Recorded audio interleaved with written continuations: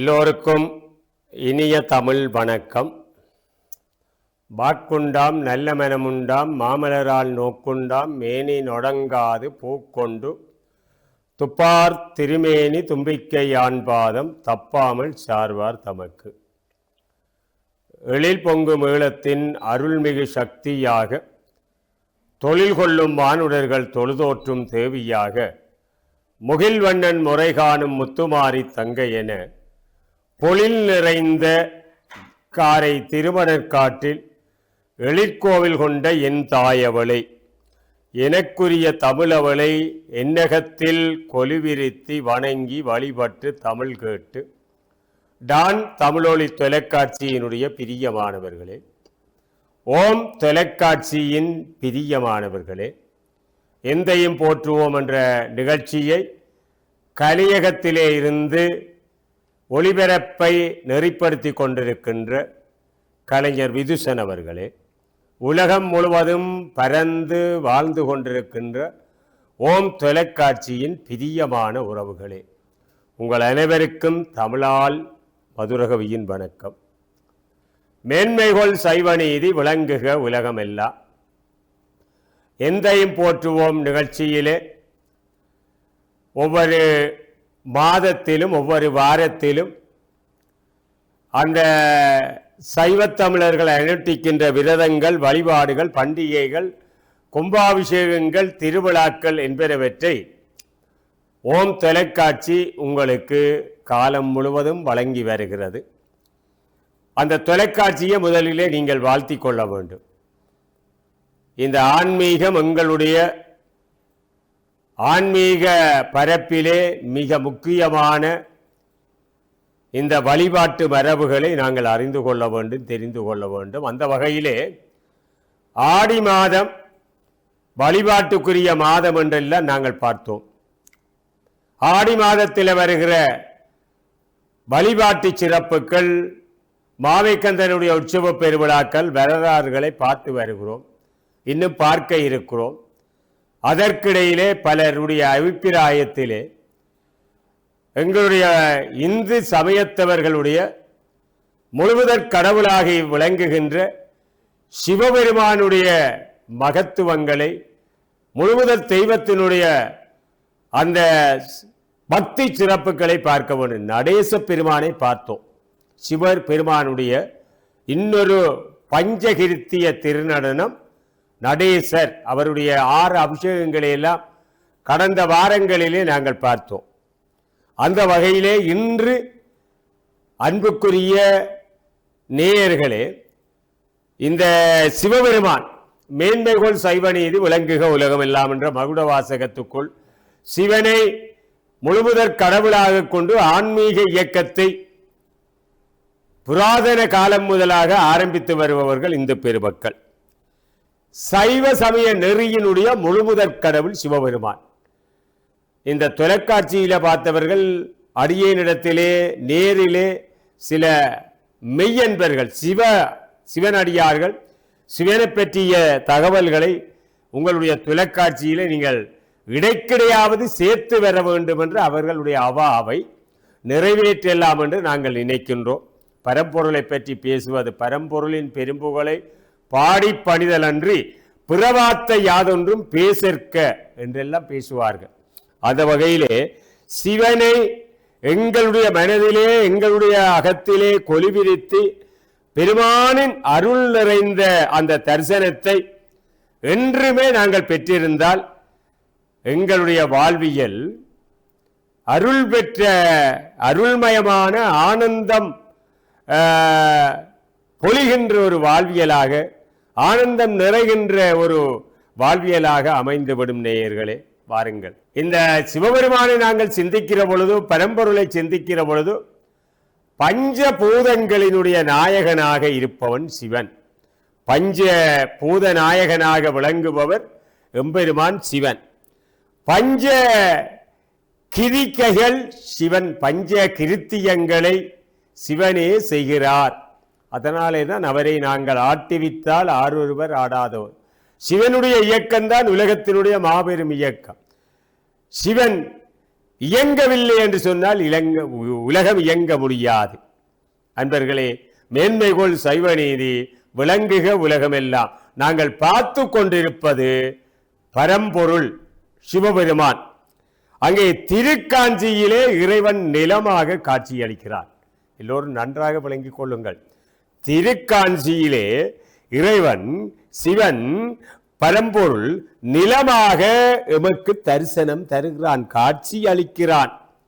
திருவானைக்காவிலே அவன் நீராக காட்சி அளிக்கிறான். பாருங்கள், பரம்பொருளினுடைய பரந்த வியாபகம். திருவானைக்காவிலே அவன் நீராகவும், திருவண்ணாமலையிலே தீயாகவும், நெருப்பாகவும், தீப்புலம்பாகவும், திருவண்ணாமலையிலே தீயாகவும், திருக்காலத்தியிலே காற்றாகவும், நிலம் நீர் தீ காற்று, அங்கே திருத்தில்லையிலே ஆகாயமாகவும் நின்று அருள் புரிகிறான். அதுதான் பரம்பொருளுடைய வியாபகம். நிலமாக, நீராக, நெருப்பாக, காற்றாக, ஆகாயமாக, பஞ்சபூதங்களினுடைய வண்ணமாக வடிவமாக இறைவன் அசைகிறான். இறைவன் தன்னுடைய திருவிளையாடலை நிகழ்த்திய வண்ணம் இருக்கிறான். ஆட்டுவித்தால் ஆரொருவர் ஆடாதோர். ஓம் நம சிவாய, சிவாய நம. ஆகவே இது மட்டுமல்ல, அந்த சிவனுடைய வடிவத்தை பாருங்கள் நேயர்களே, அன்பார்களே. நாங்கள் சிவன் ஆலயங்களுக்கு சென்றால் திருக்கேதீஸ்வரம், திருக்கோணேஸ்வரம், முன்னேஸ்வரம், நகுலேஸ்வரம், தான் தோன்றி ஈஸ்வரங்கள் என்று சொல்லுகிற வரலாற்று பிரசித்தி பெற்ற பஞ்ச ஈஸ்வரங்கள். பஞ்ச ஈஸ்வரங்கள் இலங்கையிலே இருப்பதனால் இலங்கை சிவபூமி. ஆகவே ஈழஞ்சிவபூமி. அந்த வகையிலே நேயர்களே, இந்த சிவவடிவத்தை நீங்கள் அவதானமாக பார்த்தால் இறைவன் ஊன்றிய பாதம் நாங்கள் பார்த்தோம். நிலம், நீர், தீ, காற்று, ஆகாயம் என்றெல்லாம் பார்த்தோம் அல்லவா?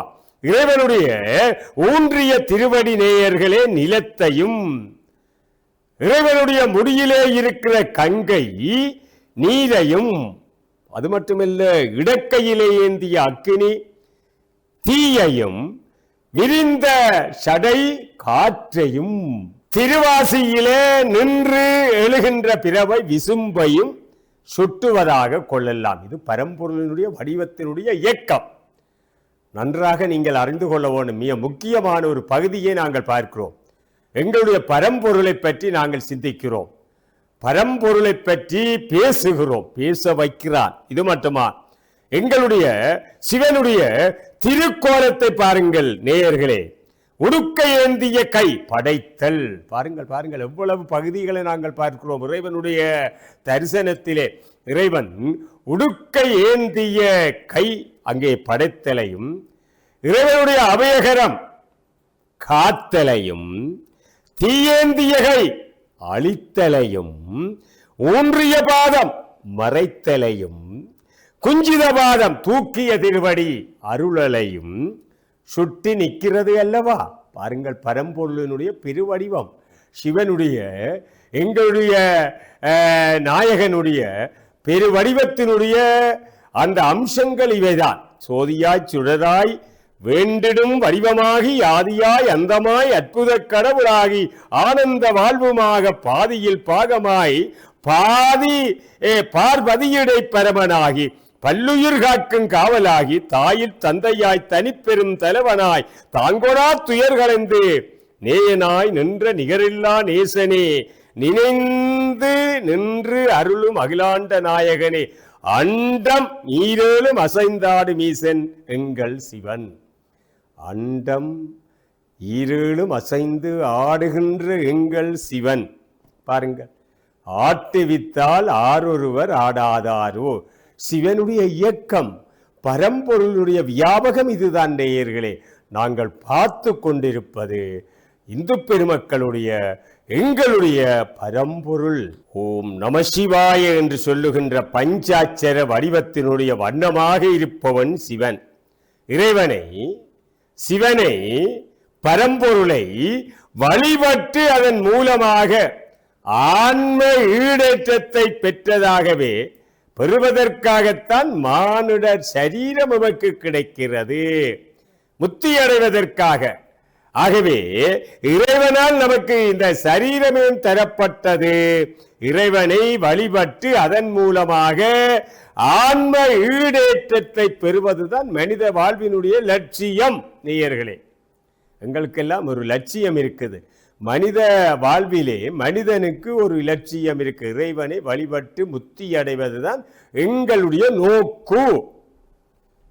பாருங்கள், இல்லறத்தானுடைய வாழ்வியல் சிந்தனைகள் அதுதான். ஆதியும் அந்தமும் இல்லாத அரும்பெரும் சோதி என மனமுருகி வழிபடுகின்ற அடியாரவர்களினுடைய மனதெல்லாம் நிறைந்து கேட்டவரமெல்லாம் அள்ளி வழங்குகின்ற ஈசனின் பேரருள் பெருங்கருணையை எங்களுடைய தமிழிலே அளந்து விட முடியாது. எங்களுடைய தமிழ் சொற்களிலே அவனுடைய பெருமைகளை, அவனுடைய திருவிளையாடல்களை, அவனுடைய அற்புத சிறப்புகளை அளந்து விட முடியாது. அது மட்டும் உண்மை. அது மட்டுமல்ல நேயர்களே, படைத்தல், காத்தல், அழித்தல், மறைதல், அருளல் ஐந்தொழில்களையும் புரிகின்ற பொழுது எம்பெருமானுடைய மனதிலே பொங்கி எழும் ஆனந்த வெள்ளமே தாண்டவமாக பரிணமிக்கிறது. பாருங்கள், எங்களுடைய சிந்தனையில எண்ணிய முடிதல் வேண்டும். ஆகவே நல்லன எண்ணல் வேண்டும், திண்ணிய நெஞ்சம் வேண்டும், திகழ்ந்தனல் அறிவுமயமாக அன்புமயமாக இருக்கின்ற சிவனுடைய கோலத்தை பார்க்க வேண்டும். ஓம் நம சிவாய்.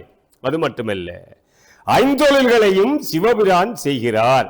படைத்தல், காத்தல், அழித்தல், அருளல், மறைத்தல் என்று சொல்லுகின்ற பஞ்சகிருத்தியங்களையும் இந்த 5 தொழில்களையும் சிவன் தான் செய்கிறார் என்பதை விளக்குகின்ற ஒரு அழகான வடிவம் நடராஜமூர்த்தம்.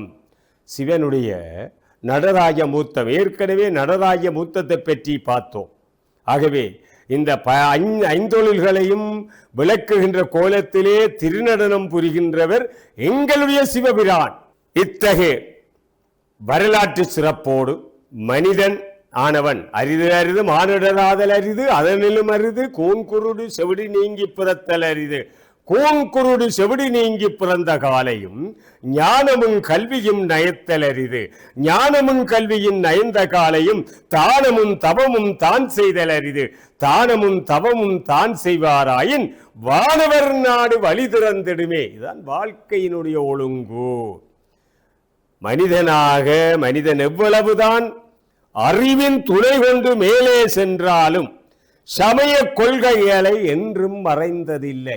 என்னதான் ஆராய்ச்சி செய்து அவன் உயர்ந்து சிறந்து வாழ்ந்தாலும் சமய கொள்கைகளை, வழிபாட்டு சிறப்புகளை, அந்த திறன்களை தன்னிலே இருந்து பிரித்து விட மாட்டான் மனிதன்.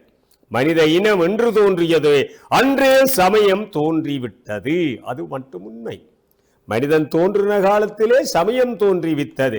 இந்த பிரபஞ்சம், இந்த பூமி, இந்த உலகம், இந்த புவனம் சடப்பொருள்களாலும் உயிருள்ள பொருட்களாலும் சூழப் பெற்றிருக்கிறது. எல்லோருக்கும் தெரியும் இந்த பூமியினுடைய வடிவம். நாங்கள் பார்த்து கொண்டிருப்பது பரம்பொருள் சிவபெருமான். அது மட்டுமல்ல, அதனாலே இந்த பிரபஞ்சம் முழுவதும் மனிதனின் சிந்தனைக்கு நிலைக்களனாக இருக்கிறது. அது மட்டுமல்ல நேயர்களே, இந்த உலக பொருட்களை தோற்றுவித்து இயக்குகின்ற ஒரு பரம்பொருள் உண்டு, அவன்தான் சிவன். இந்த உலகம் இயங்குகிறது என்று சொன்னால் இதை இயக்குவதற்கு ஒருவன் தேவை அல்லவா? ஒரு வாகனம் சாதாரணமாக இருக்கிறது. அந்த வாகனத்தை இயக்குவதற்கு ஒரு செலுத்துனர், ஒரு டிரைவர் தேவை போல இந்த உலகம் என்ற வாகனத்தை இயக்குவதற்கு ஒரு இயக்குனர் தேவை அல்லவா? ஆகவே அந்த வகையிலேதான் இந்த பரம்பொருளினுடைய இயக்கம்தான் உலகத்தினுடைய இயக்கம். அது மட்டுமல்ல, இன்னும் பாருங்கள், விரிவாக நாங்கள் பார்க்கிறோம். இரவிலே சந்திரன் தோன்றுவதும், பருவம் மாறாது காற்று வீசுவதும், மழை சோவன பொய்வதும், தாவரங்கள் உண்டாகி விளைவை தருவதும், சூரியன் உதித்து மறைவதும் முதலாய செயற்பாடுகளுக்கெல்லாம் ஒரு சக்தி தேவை அல்லவா? ஒரு இயக்கம் தேவை அல்லவா? அந்த வகையிலே அந்த சக்தி இன்றியமையாத ஒன்றாக எமக்கு விளங்குகிறது. அது மட்டுமல்ல, அந்த சக்தியைத்தான் இறைவன் என்ற பெயரிலே நாங்கள் அழைக்கிறோம். எம்மையெல்லாம் உலகத்தையெல்லாம் இயக்குகிற ஒரு மாபெரும் சக்தி, அந்த சக்தி தான் இறைவன். இந்த கருத்தையே 19ஆம் நூற்றாண்டில் மாபெரும் விஞ்ஞானி ஆகிய சுவாமி விவேகானந்தர் என்ன சொல்லுகிறார் தெரியுமா? ஆகவே 19ஆம் நூற்றாண்டினுடைய விஞ்ஞானி ஆக விளங்கிய சுவாமி விவேகானந்தருடைய கருத்தியல் என்னவென்றால், நேயர்களே சொல்றார், அழகாக எல்லோருக்கும் விளங்கக்கூடிய ஒரு சிந்தனை. இந்த மீன்கள் எல்லாம் ஒன்று கூடி தமக்குள் ஒரு கடவுளை படைத்தால் அதற்கு மீன் வடிவம்தான் கொடுக்க முடியும். பாருங்கள், இந்த எல்லா மீன்களும் சென்று ஒரு கடவுளை படைப்பதாக இருந்தால் அதற்கு ஒரு மீன் வடிவம்தான் கொடுக்க முடியும். அவருடைய சிந்தனையை பாருங்கள். அது மட்டுமல்ல, நாமரூபமற்ற பரம்பொருளுக்கு ஒரு வடிவம் கொடுக்க விரும்பினான். அவனே இப்பிரபஞ்சத்தை ஆற்றுகின்ற சிவன் என்று கண்டுணர்ந்தவன். பாருங்கள், இந்த பரம்பொருளினுடைய வியாபகம் அதுதான். அந்த வகையிலே முப்பொருள் உண்மை பேசும் நெறியாகிய சைவ சித்தாந்தம் இந்த முப்பொருள் உண்மையை தெளிவாக எமக்கு எடுத்து உரைக்கின்ற ஒரு அழகான காவியம் சைவ சித்தாந்தம். எப்பொருள் யார் யார் வாய் கேட்பினும் அப்பொருள் மெய்ப்பொருள் காண்பது அறிவு. சைவ சித்தாந்த சிந்தனை. அது மட்டுமல்ல நேயர்களே, சைவ சித்தாந்தம் பதி பசு பாசம் என்னும் முப்பொருள் பதியை முதன்மை பொருளாக கொள்ளுகிறது. பதி பசு பாசம் இவற்றிலே பதியை, இறைவனை, தலைவனை, சிவனை, பரம்பொருளை முதன்மை பொருளாக கொள்ளுகிறது. அது மட்டுமல்ல, பாருங்கள், நாங்கள் பார்த்து கொண்டிருப்பது எங்களுடைய பரம்பொருள் சிவன். சைவ சமயத்தவர்களுடைய, இந்து பெருமக்களுடைய முழுமுதற் கடவுளாக விளங்குகின்ற சிவன். பதி என்பதற்கு சிவம், பரமசிவம், கடவுள், இறையென பல பெயர்களை நாங்கள் கொடுத்து வழிபாடு செய்கிறோம் அல்லவா? நாங்கள் எல்லா தெய்வங்களையும் வணங்கலாம், வழிபாடு செய்யலாம். ஆயினும் அதனை தெய்வங்களின் ஊடாகவும் நமக்கு அனுக்கிரகம் செய்பவன், அருள் புரிபவன் சிவபெருமான். எல்லா மூர்த்தங்களை வழங்கினாலும் சிவனை வழங்குவதற்கு ஒப்பாகும். அதனாலேதான் யாதொரு தெய்வம் கொண்டீர் அத்தெய்வமாகி அங்கே மாதொரு பாகனார் தான் வருவார். என்ன அழகான கொள்கை அப்பா! யாதொரு தெய்வம் கொண்டீர் அத்தெய்வமாகி யாங்கே மாதொரு பாகனார் தான் வருவார் என்பது சைவ மக்களினுடைய அசைக்க முடியாத நம்பிக்கை. எங்களுடைய அந்த அசைக்க முடியாத ஒரு முழுமையான நம்பிக்கை அதுதான். லிங்கம் பாருங்கள், நாங்கள் படிப்படியாக பார்த்து கொண்டு வருகிறோம் பரம்பொருளினுடைய வியாபகம். லிங்கம் என்று சொன்னால் சிவபெருமானின் சின்னம். திருக்கோயிலிலே சிவத்தை, கருவறையிலே லிங்க வழிபாடு செய்கிறோம். எல்லா சிவாலயங்களிலும் சிவனை லிங்கத்தினுடைய அந்த குறியீடாக, அந்த வடிவமாக, சிவலிங்கமாக போற்றி வழிபாடு செய்கிற ஒரு மரபு சைவர்களுக்கு இருக்கிறது. சிவமும் சக்தியும் சேர்ந்த நிலையில் சிவலிங்கம் உள்ளது. ஆலயங்களில் நீங்கள் பாருங்கள், அருவுருவ திருமேனி சிவலிங்கம், சிவனும் சக்தியும் சேர்ந்த ஒரு நிலை. சிவலிங்க வழிபாடு மிக தொன்மையானது. எல்லா வடிவங்களையும் தன்னுள்ளே அடக்கி நிற்பது சிவலிங்கம் என்று கூறப்படுகிறது. சிவனே இந்த உலகத்தினுடைய முதல் ஆசிரியன், முதலாவது வாத்தியார். யார் என்று கேட்டால் சிவன் தான் என்று சொல்லிக்கொண்டு இந்த அளவில் மட்டும் சிவனோடு நிற்காது, அடுத்த பரப்பிலும் சிவனை பற்றி நாங்கள் பரம்பொருளை பற்றி சிந்திப்போம் என்று சொல்லி இவ்வளவு நேரமும் எங்களுடைய பரம்பொருளுடைய பெருமைகளை எல்லாம், சிறப்புகளை எல்லாம் அவனருளாலே அவன்தால் வணங்கி என்பதற்கு அமைவாக அவனுடைய அருள் இருந்தபடியினால்தான் சிவனை பற்றிய சிந்தனைகளை நீங்கள் சேர்த்து கொண்டீர்கள் என்று சொல்லி இந்த அளவில் உங்களை வணங்கி இந்த எந்தையும் போற்றுவோம் என்ற நிகழ்ச்சியோடு இணைந்து நல்ல சிந்தனைகளை சேர்த்து கொள்ளுகின்ற உங்கள் அனைவருக்கும் மதுரகவியின் வணக்கம் இந்த அளவிலே நிறைவு செய்து விடைபெற்றுக் கொள்பவர் காரை மதுரகவி. வணக்கம் நேயர்களே.